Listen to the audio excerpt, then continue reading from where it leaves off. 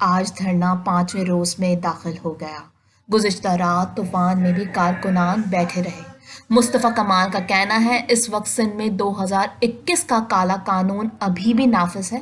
پاک سے زمین پارٹی کی جانب سے جو مطالبات ہیں وہی سپریم کورٹ کا فیصلہ آیا ہے۔ فیصلے کو آئے 3 روز ہو گئے لیکن اب تک سپریم کورٹ کے احکامات پر عمل درآمد نہیں ہوا۔ پیپلز پارٹی کے پاس ریویو کا اختیار ہے۔ کاش یہ سپریم کورٹ یہ فیصلہ 3 ماہ قبل دیتے تاکہ اس کیس کا فالو اپ آسانی سے کر لیا جاتا۔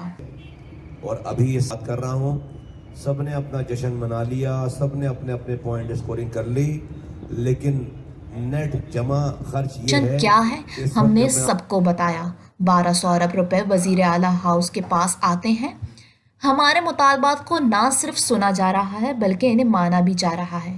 آج وفاق کے پاس پیسے نہیں ہیں، صوبائی حکومت ڈسٹرکٹ کو پیسہ نہیں دے رہی، نہ وفاق چل رہی ہے اور نہ ڈسٹرکٹ چل رہا ہے، صرف وزیر اعلیٰ ہاؤس چل رہا ہے۔